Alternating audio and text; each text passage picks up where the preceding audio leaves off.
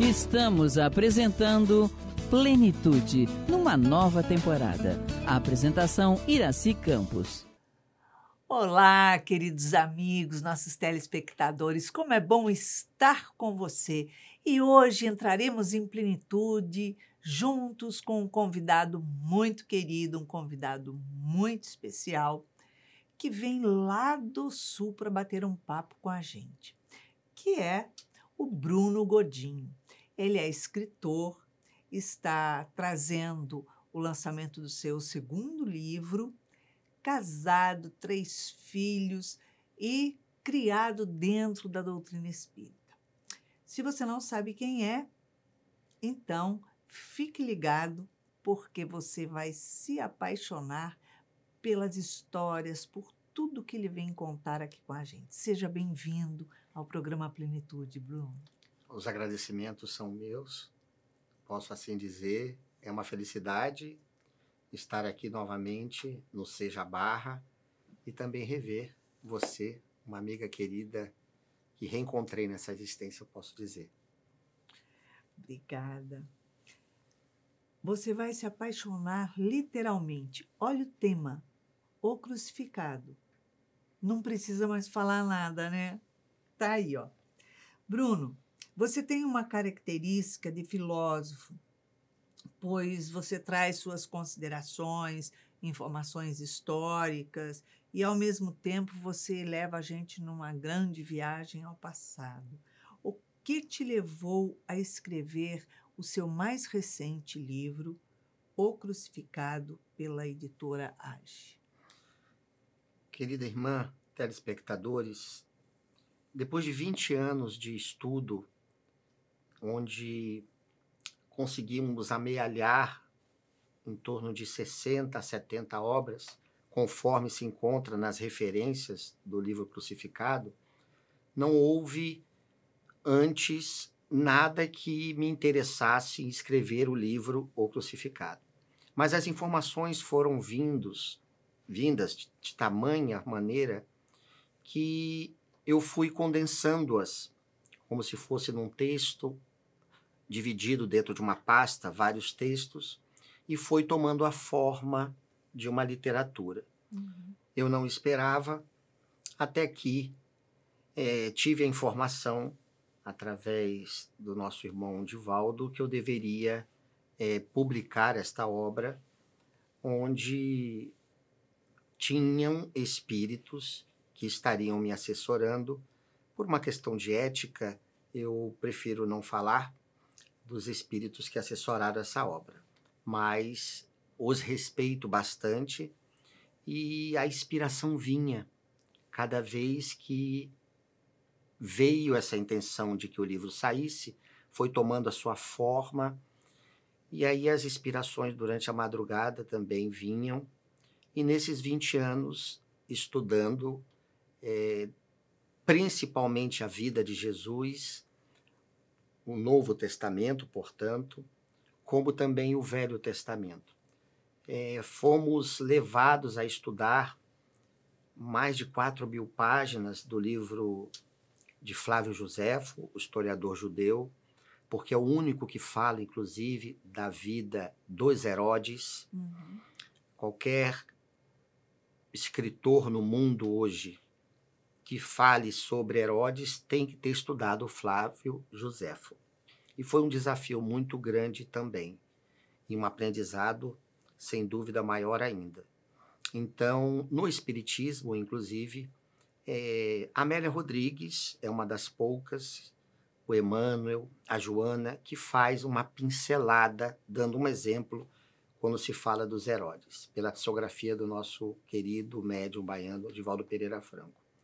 Então, nasceu espontaneamente o Crucificado, sem nada ter sido planejado. A partir do momento em que sentimos a inspiração, aí fomos amealhando essas informações, colocando-as no lugar certo, e de uma forma cronológica, a gente conseguiu montar esse livro compilado de 60 obras estudadas. Puxa vida. Bastante. E, na verdade, posso dizer, dilaceradas com uma sede, com uma fome, E se fosse eu, normalmente, eu não faria isso. Então, assim, surgiu o Crucificado. E ele veio, é a editora Age, de Porto Alegre, cujo o diretor é um vernaculista, que também foi o que patrocinou a primeira obra que aqui lançamos, né, a Filosofia da História, sob a visão espiritual. Ele também resolveu fazer essa publicação da obra O Crucificado, que já também fizemos online com o próprio Seja, através de você, e aqui estamos hoje, presencialmente, depois de termos passado pelo desafio da Covid. Fantástico. Quanto tempo você levou fazendo a pesquisa e organizando essa obra pela cronologia, enfim, porque a gente vê ali que muito encaixado, tem que ter sido muito pesquisado para colocar tudo aquilo daquela forma. Sim, foram 20 anos, sem pensar que a obra haveria de surgir mais tarde. Aí a gente percebe o porquê desses 20 anos, né, se dedicando a esse estudo, dentre vários outros. Mas a obra, ela traz um conteúdo histórico evangélico, sem dúvida alguma, porque todas as citações evangélicas, tanto do Novo Testamento, como também os profetas do Velho Testamento, começando por Moisés, nós tivemos que estudar a Bíblia toda para que a cada apontamento nós colocássemos a referência, se foi Mateus, dando um exemplo, um dos evangelistas, se estamos citando o livro de Isaías, tínhamos que dizer também o capítulo, o versículo. Em verdade, nós estudamos ao contrário, ou seja, não foi estudar o Evangelho à luz do Espiritismo. Ficou melhor, estudando o Espiritismo à luz do Evangelho, embora as duas obras sejam do mesmo autor, que é Jesus. Então saiu esse trabalho desses 20 anos de pesquisa que a espiritualidade pediu para que fosse levado à tona o lançamento e que os outros também pudessem ter esses conhecimentos.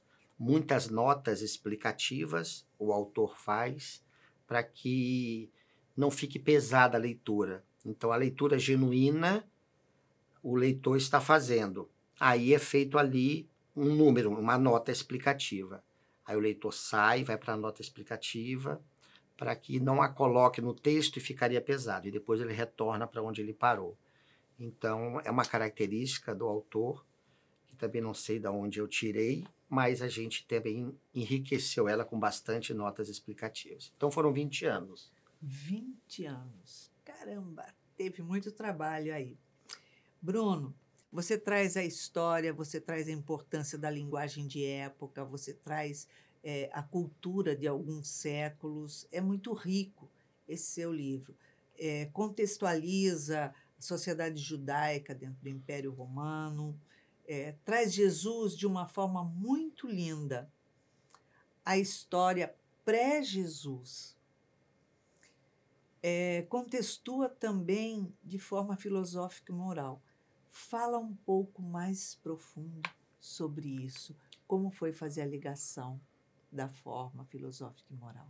Perfeito. Nós estamos falando do maior homem que a humanidade já recebeu, um embaixador celeste, enviado de Deus como a maior representação da bondade divina que o nosso orbe recebera. Então, diante da penúria moral ainda do autor, falar sobre esse homem nos emociona e nós tentamos, da melhor maneira possível, reconhecendo a nossa ignorância, nessas pesquisas que fizemos, não esquecer a parte dentro da filosofia, que é a arte de pensar, deixar a parte moral de lado, mesmo contextualizando o Evangelho, trazendo de forma bem cronológica, conforme você dissera. Então, a gente preferiu começar com a antiga Israel, explicando a época, como era a região, como ela era dominada, como funcionava essa região, os reis, todos eles que se encontram no Velho Testamento. Nós fizemos um resumo dos 3 reis de Israel, trouxemos Moisés à tona, obviamente, e depois a gente fez uma contextualização geográfica para que o leitor tenha uma noção dessa região que estava subdividida na Judéia ao sul, a Samaria no meio, olhando dentro do mapa, e a Galileia ao norte. Embora Samaria ela seja muito... Houve uma miscigenação muito grande devido às conquistas de Alexandre o Grande, e ali nós trazemos que era um povo até que não gostava dos judeus. Jesus sequer jamais dormiu ou encostou a sua cabeça na Samaria. O único encontro que ele tivera foi com a mulher no poço, em que há esse diálogo entre os dois. A seguir, como você colocou também, durante essa cronologia, nós resolvemos falar sobre a sociedade judaica.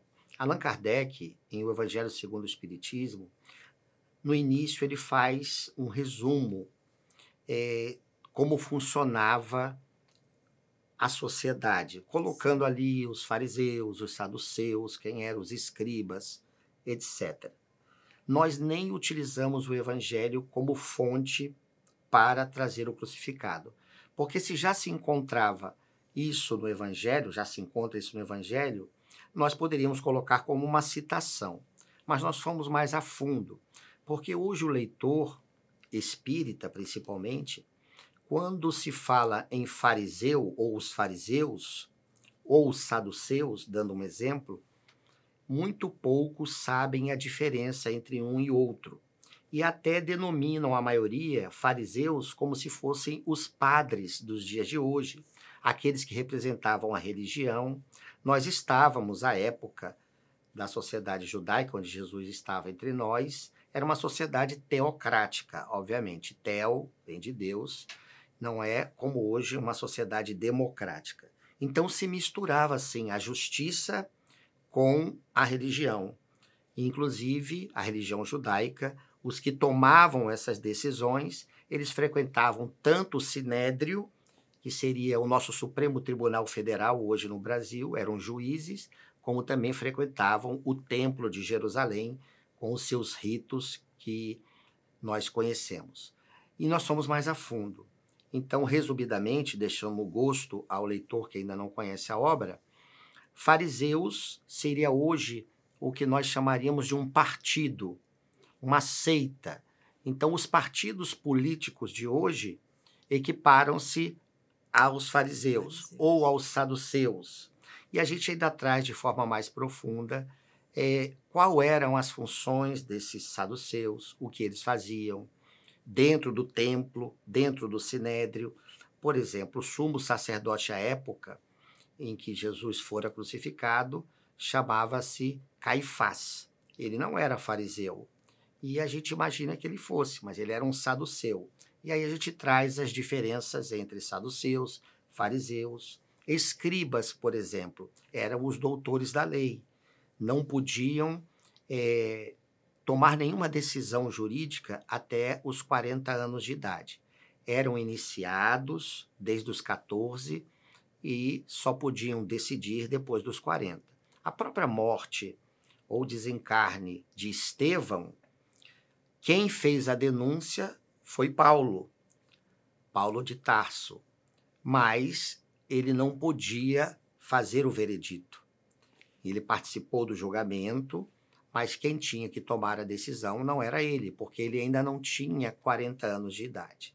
Então, nós trazemos esses detalhes nas minúcias, usamos o exemplo que nós achamos no Evangelho segundo o Espiritismo, mas também que está dentro do Novo Testamento, do bom samaritano, né, onde ali passou um sacerdote e nada fez para o homem que tinha sido assaltado.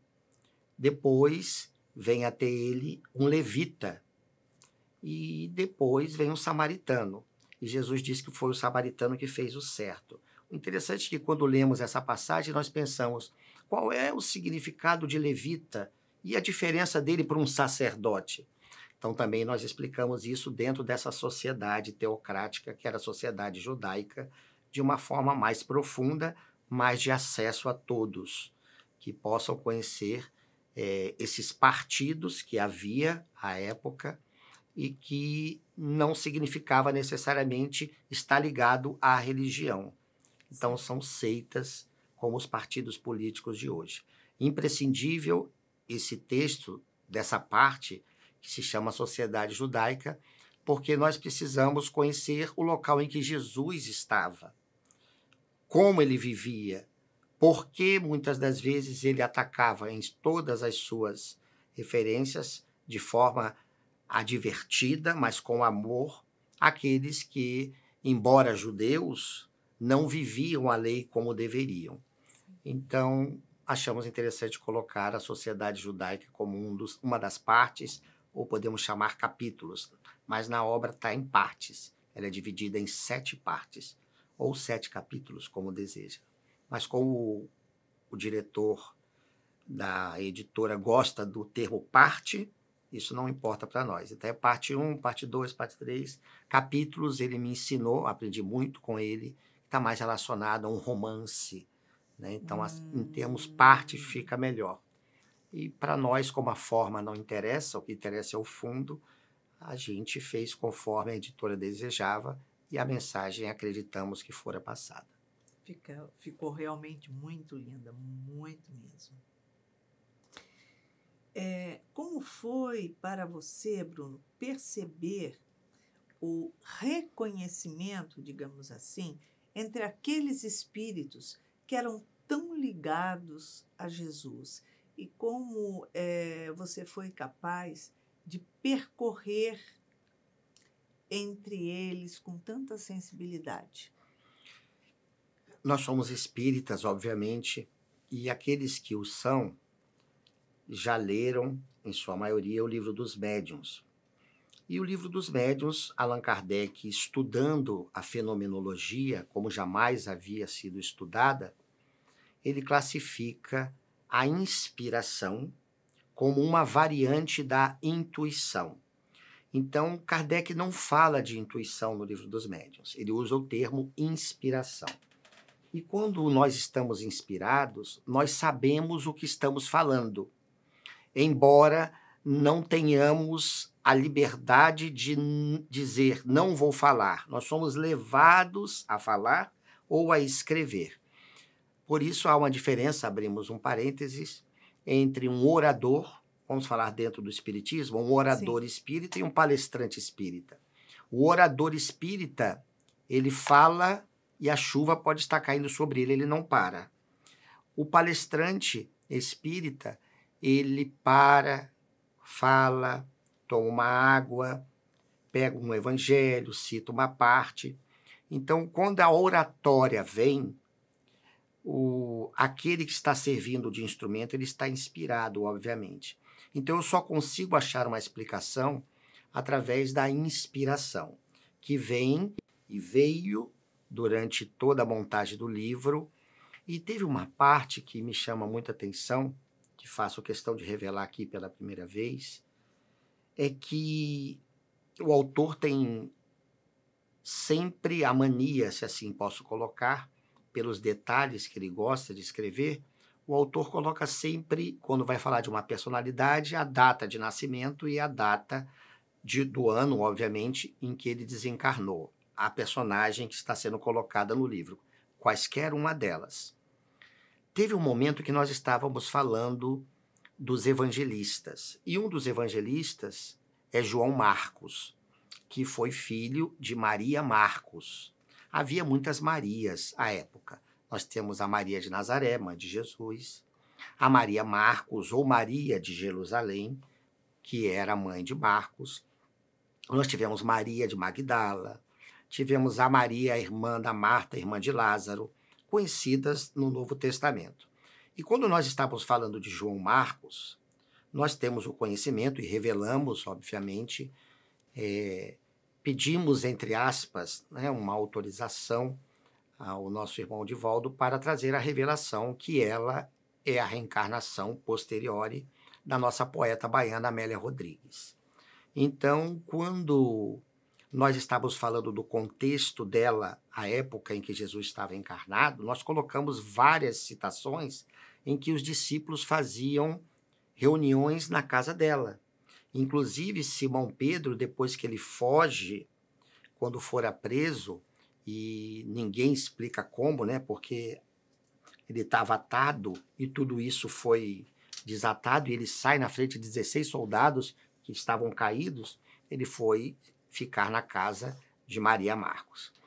E aí eu fiz uma pergunta ao nosso querido tio, assim podemos chamar, pela nossa intimidade, sem autobiografia, o tio Divaldo. Você poderia me dizer a data de nascimento de Amélia Rodrigues, à época, como Maria Marcos, já que eu estou falando do filho dela, e eu gosto de colocar a data? Então ele me disse, olha, ela está me dizendo que isso não há necessidade, somente por uma razão, porque para ela está muito difícil, porque o calendário foi mudado muitas vezes. Então ela disse que não havia necessidade de eu me preocupar com isso.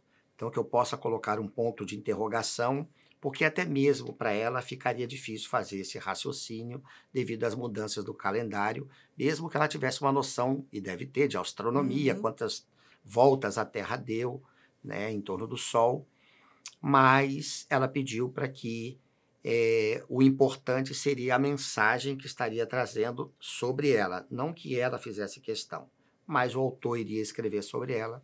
Então nós buscamos esse espírito, que para nós é muito nobre. Tem uma grande amiga, nós sabemos, a Joana de Ângela, cuja casa aqui tem o nome dessa benfeitora, e ela até pediu para reencarnar, né, em Salvador, porque a Amélia Rodrigues estava encarnada, então para ficar próximo da sua amiga. Então buscar esses espíritos notáveis deve ser o dever de todo aquele escritor espírita ou de qualquer religião ou filosofia que assim possa existir, porque sem eles nós não conseguiríamos ter um exemplo para que nossa conduta mude a cada dia que passa, sendo hoje melhor do que ontem e amanhã melhor do que hoje. Te emocionou, além da conta, você estar nesse envolvimento para escrever esse livro, trazer essa obra, e principalmente sabendo ali os espíritos que estavam envolvidos na época e saber quem são, né? Quem eles vieram a ser, ou melhor assim. Na introdução da obra, salvo engano, no prefácio, no exórdio, é colocado pelo autor os momentos em que ele escrevia. E foram muitos choros, lágrimas abundantes durante várias madrugadas pela presença desses benfeitores, e chorava muito de emoção. E principalmente quando eu falava do próprio Cristo, Jesus, que é o que mais me emociona, e eu tenho que me segurar agora para também não parar, para não chorar, mas as lágrimas vieram abundantes em vários e vários dias. É impossível a gente falar sobre Jesus, se deparar com uma obra dessa tão completa e não se apaixonar pela obra. Correto. Por isso que eu falo para todos vocês que estão nos acompanhando, você vai se apaixonar, sem sombra de dúvida. Eu e Clóvis nos apaixonamos lendo aquilo, foi uma viagem, olha, imperdível. Como diz um amigo, você não pode desencarnar sem ler. Realmente. Nós estamos entrevistando aqui Bruno Godinho. Ele é escritor, vem do Sul para esse bate-papo especial com a gente.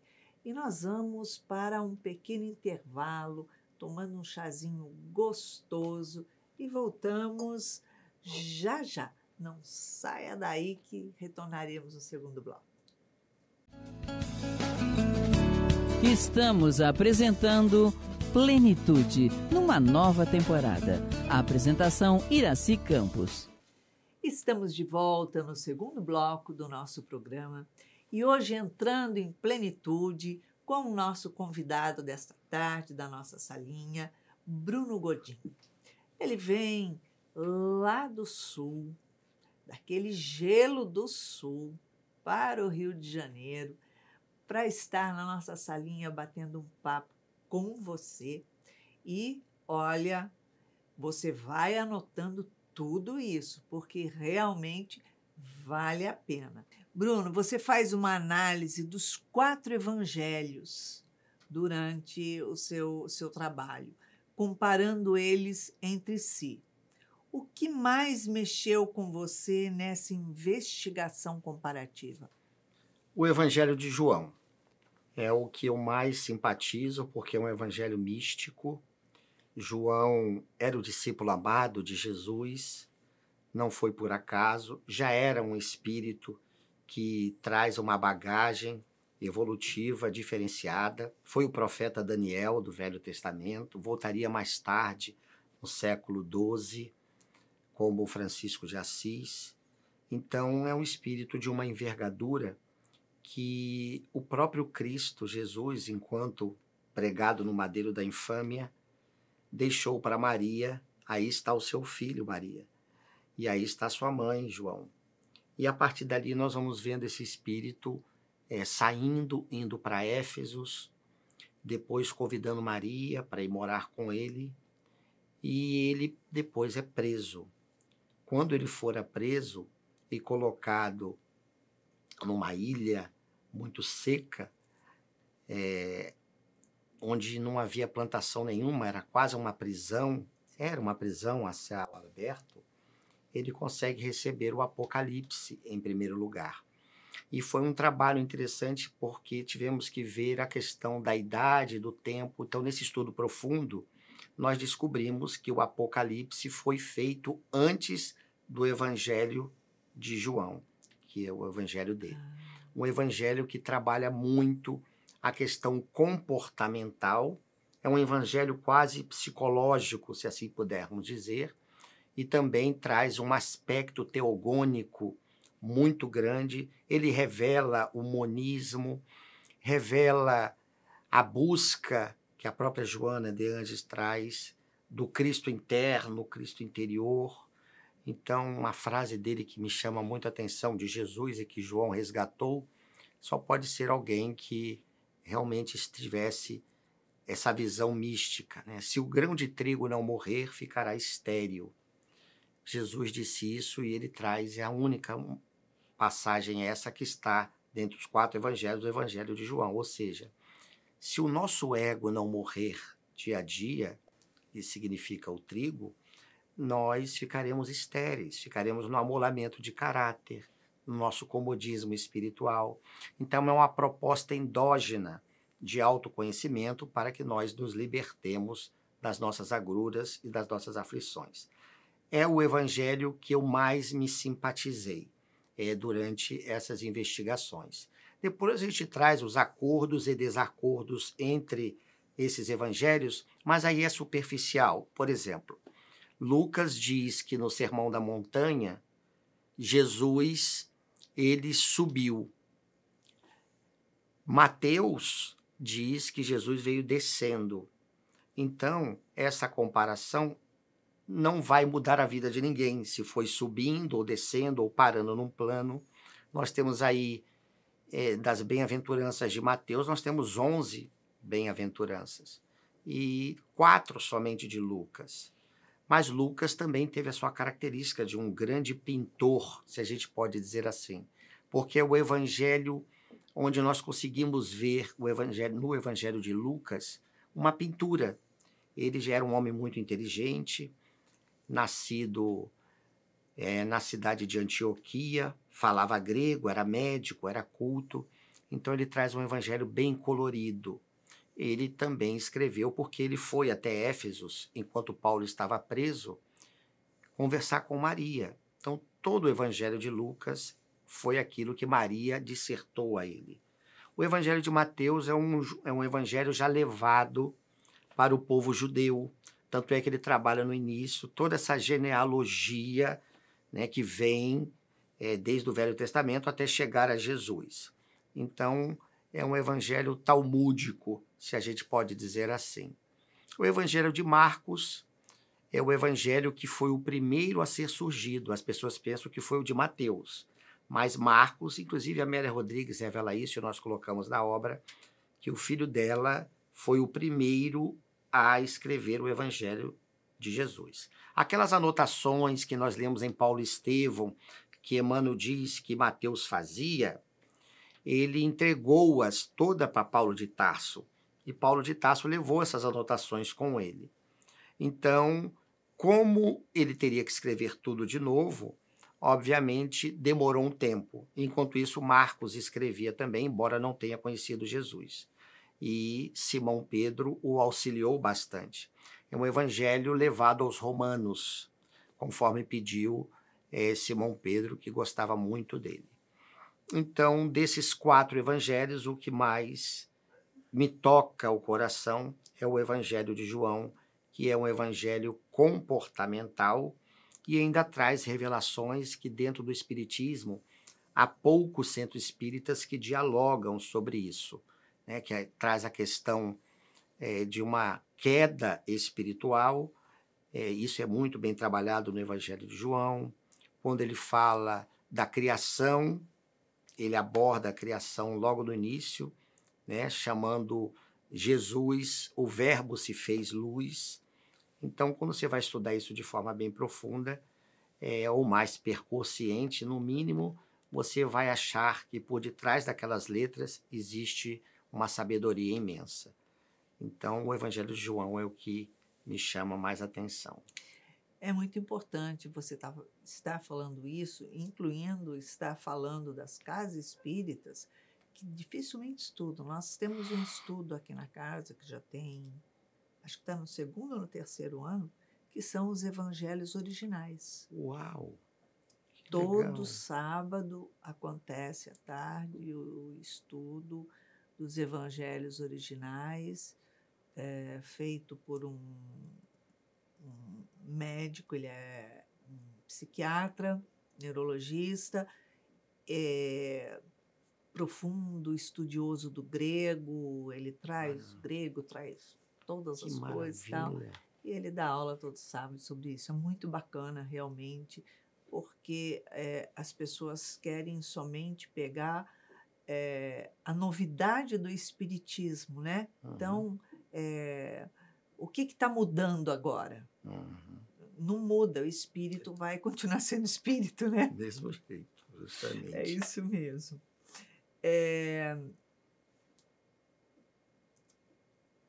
Você faz uma referência ao Herodes Antipas em 3 momentos da evolução do ser humano. A primeira fase, que refere-se à ignorância. A segunda fase, na experimentação. Na terceira fase, da evolução, como sendo do conhecimento. Fala um pouco para a gente sobre esses encontros de consciências e as suas várias reparações. Muito bem. Nós resolvemos colocar como funciona a evolução da criatura humana, não a evolução do princípio inteligente do universo, que vem estagiando desde o reino mineral, vegetal, animal, conforme nos esclarece as doutrinas, os livros complementares da doutrina espírita, principalmente o Leon Denis trabalha isso muito bem. A gente trabalhou quando houve a individualidade. O espírito, o princípio inteligente do universo, questão 23 do Livro dos Espíritos, ele tornou-se individualizado, capacidade de raciocinar, etc. E aí entra uma questão do evolucionismo, obviamente, que aí nós teríamos que ir há milhões de anos para conhecer os primatas, como funcionavam os Pithecanthropus erectus, onde eram bípedes, e a partir daí surgiu o hominídeo, se a gente puder dizer assim. Então, a partir daí começa a evolução humana, até chegarmos a nós, atualmente, ao Homo sapiens, que não faz mais que 200 mil anos que surgiu o Homo sapiens, a espécie pela qual nós, espíritos, estamos estagiando. Então, nós resolvemos colocar como funciona a evolução humana, pegando o exemplo de Herodes Antipas, porque, como filho de Herodes o Grande, ele se achava credor de que ele iria substituir o pai, dentre os 9 filhos que Herodes o Grande tivera, conquanto tenha matado um deles no final da sua vida. Então, a gente pega o sofrimento de Herodes o Grande quando nós vamos falando da fase da dor. Porque a primeira fase é a da ignorância.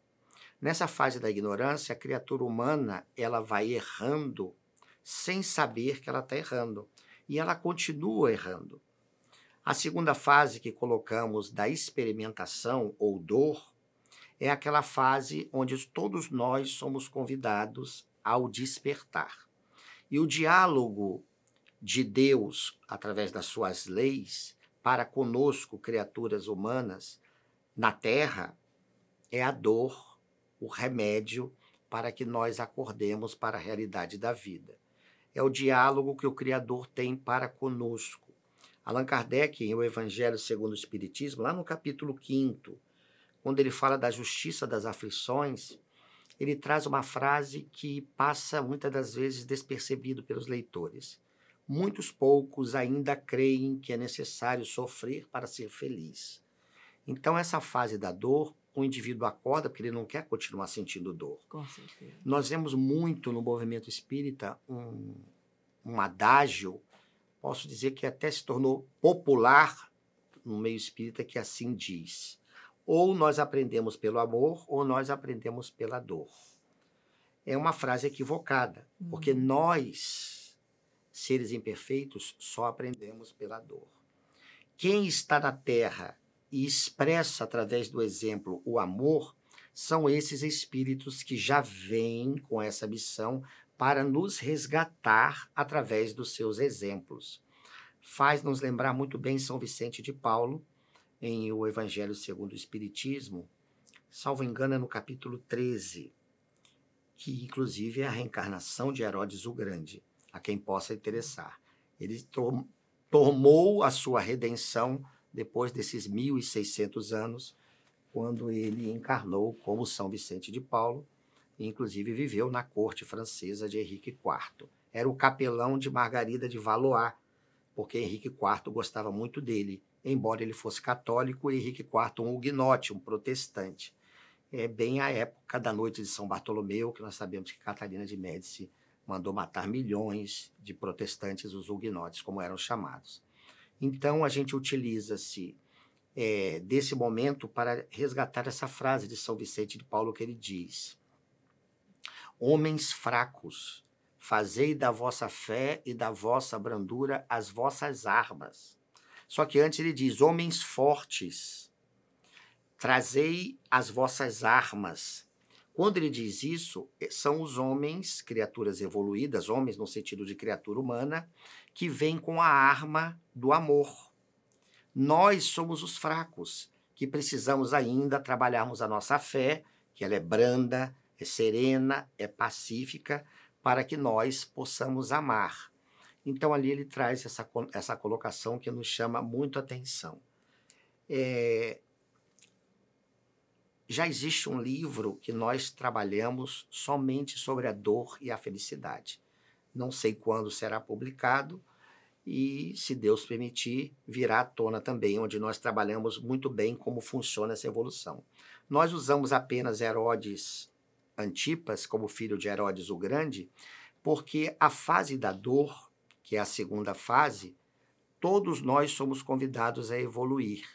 E quem são ou como nós evoluímos através da dor? Através de outra criatura. Porque nós só somos felizes vendo a felicidade alheia. Então, como diz um espírito amigo na lição Paciência, que é a nossa própria irmã Joana de Ângela, lá no Evangelho segundo o Espiritismo, ela diz: para que nós agradeçamos aqueles que Deus coloca em nossos caminhos para que nós sejamos pacientes. É um exemplo de que esses que são colocados em nossos caminhos, afetos, nós doemos diante das atitudes que eles tomam. E assim nós aprendemos. Então, quem está na primeira fase da ignorância, depois vai aprender com a fase da dor, com aqueles que ainda se encontram na ignorância, onde já esteve também. Então, a dor é libertadora, a dor é uma bênção. E a terceira fase, que nós fizemos uma analogia com Herodes Antipas e seu pai, é a fase do conhecimento, que nenhum dos dois teve. Não o conhecimento intelectivo, mas o conhecimento de si mesmo, que é o verdadeiro conhecimento. É aquele conhecimento que liberta a criatura, aquele conhecimento que enche-se de luz aqueles que a possuem e já se sentem pleno, mesmo com os pés no chão encarnados, mas a cabeça voltada para os céus. Vive no mundo, mas não vive para o mundo. Ou melhor dizendo, vive no mundo, mas sabendo que eles não pertencem a este mundo. Porque nós não somos seres humanos participando de uma experiência espiritual. Nós somos seres espirituais participando de uma experiência humana. Quando nós soubermos identificar isso, a chave vira e aí nós vamos entendendo a dor como uma grande amiga libertadora. Com certeza. Tem uma pergunta que eu acho muito importante a gente trazer. Todo mundo se refere Jesus Cristo, Jesus Cristo. É Yeshua, o nome dele, né? E Jesus Cristo, as pessoas falam Jesus Cristo como se Jesus Cristo fosse o nome todo dele, Jesus Cristo. Fala um pouco sobre isso para a gente. Muito boa pergunta, minha irmã. Inclusive, na parte 5ª da obra, é o primeiro texto que nós fazemos essa digressão. Você colocou muito bem. Muitas literaturas, até espíritas, de espíritos, usam o termo Jesus Cristo. Mas, quando nós vamos estudar de forma mais vagarosa, percussiente, investigando, a gente percebe e descobre o que você disse. Cristo não é um predicado de Jesus. Cristo não é um sobrenome de Jesus. Cristo, do grego, Christos, trazendo para a nossa norma culta portuguesa, significa ungido, enviado. Então, a gente coloca propositadamente esse texto para que os leitores pensem como deveriam. Jesus, vírgula, o Cristo. Por que o Cristo? Já que Cristo significa enviado, ungido de Deus, todos nós somos enviados e ungidos de Deus. Sim. Mas Jesus, o de Nazaré, É que já viu, enviado. ele é o enviado. Pegou bem. Ele é o Cristo, o maior de todos os Cristos que este mundo já pôde ver, sentir, como até hoje nós sentimos. Então, Allan Kardec trabalha isso muito bem na Gênese, nós colocamos também no texto que o codificador traz Cristo como substantivo, não como predicado do nome Jesus, que equivocadamente nós dizemos. A gente vê muita gente dizer assim, ó, olha, eu estava vendo um livro de história que aconteceu antes de Cristo. De é uma preposição, não é de Cristo, é do Cristo que você está se referindo, chamado Jesus. Então, o de Cristo fica essa preposição sem nexo lógico, obviamente respeitando aqueles que ainda desconhecem isso. Então, o termo correto seria, olha, eu li um livro que a história era antes do Cristo. Ah, se é do Cristo, você está falando antes de Jesus, ou Cristo de Deus. Ah, é isso mesmo. Então, Cristo é um substantivo. Como Buda, né? Nós vamos dizer, ninguém diz, olha, o livro de Buda, ou os ensinamentos de Buda. Não, os ensinamentos do Buda, o iluminado, porque ele era um príncipe e se tornou depois iluminado, cujo o nome era Buda. Nas filosofias orientais, espiritualistas de outrora, era muito conhecido isso que nós estamos falando. Então, se conhecia Cristo como enviado, como ungido. Muitos orientais assim procediam e ensinavam aos seus discípulos o termo Cristo, que não surgiu, obviamente, com Jesus. Já surgiu muito antes, dentro das filosofias hinduístas, principalmente, esse termo. Gostei da pergunta. Bruno, qual a parte do livro que mais mexeu com você, que mais falou a alma? A parte que mais me falou a alma, por incrível que possa parecer, foi quando está toda a parte, essa 5ª, que começa com o termo o Cristo Jesus. porque ali é chamado o nome dessa parte de respingos valiosos. Então, são vários assuntos independentes onde nos tocou muito, porque nós entramos realmente nas personagens que viveram em torno dele, de acontecimentos, e não podemos olvidar que o último texto do livro da parte 7ª, o último texto foi o texto em que nós realmente nos emocionamos muito, que foi o encerramento da obra O Crucificado, onde ali nós colocamos como o homem evoluído se porta na Terra, quando ele compreende verdadeiramente o que ele aqui está fazendo. Então foram toda essa parte 5ª e o último texto da parte 7ª, o que mais nos tocou, porque trabalha a parte moral. Que realmente é a que interessa. E o que mais tem necessidade de ser trazida na atualidade, né? Principalmente. Bruno, se Jesus reencarnasse, como você acredita que ele viria? Embora já saibamos que ele não voltará conforme muitos acreditam, mas ele voltaria nos dias atuais conforme ele veio, e nós não o entendemos. Hoje não seria diferente. Nós iríamos não crucificá-lo, porque é uma pena de morte que os romanos tinham, mas nós daríamos um jeito novamente de eliminá-lo hoje com as várias técnicas e as tecnologias que assim possuímos. Porque, como diz o próprio espírito Amélia Rodrigues, Jesus ainda é um enigma para a humanidade.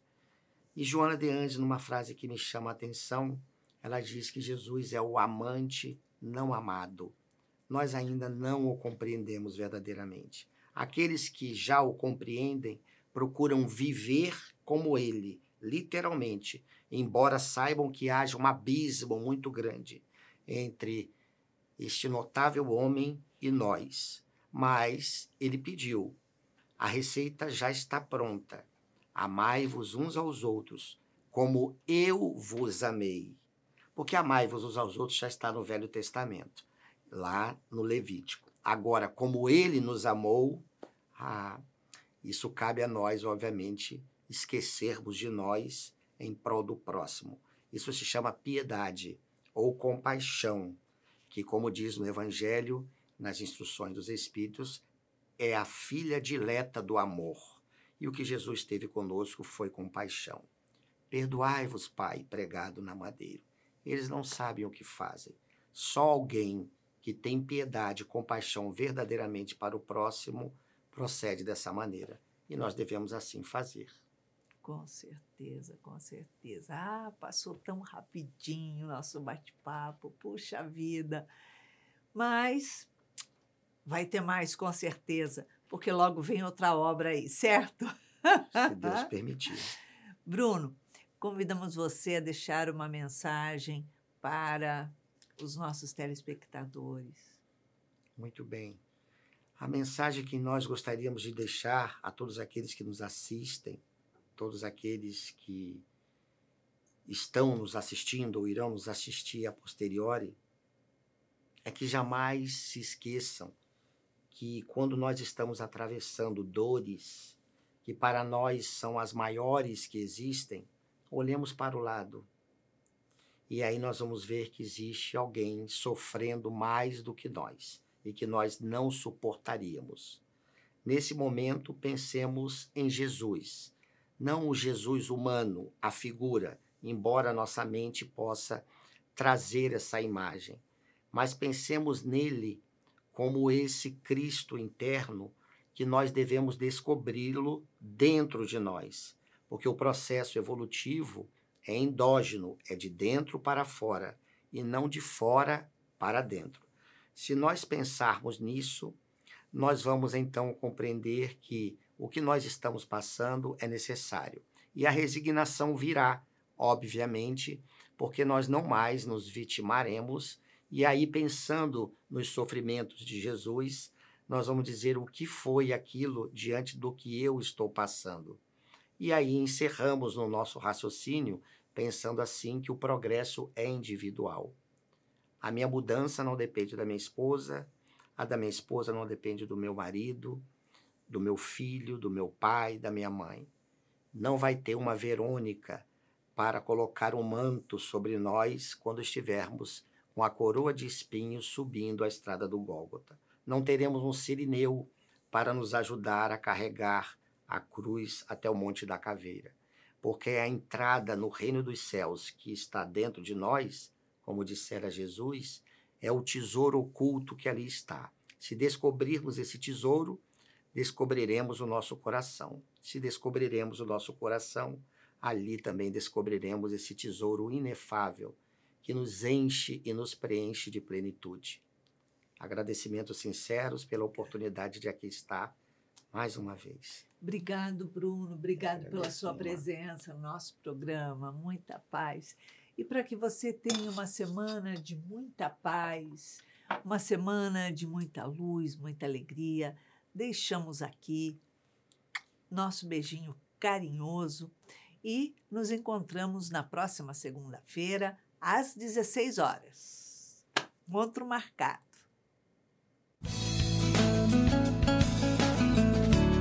Acabamos de apresentar Plenitude. Produção Seja Barra. A apresentação Iraci Campos.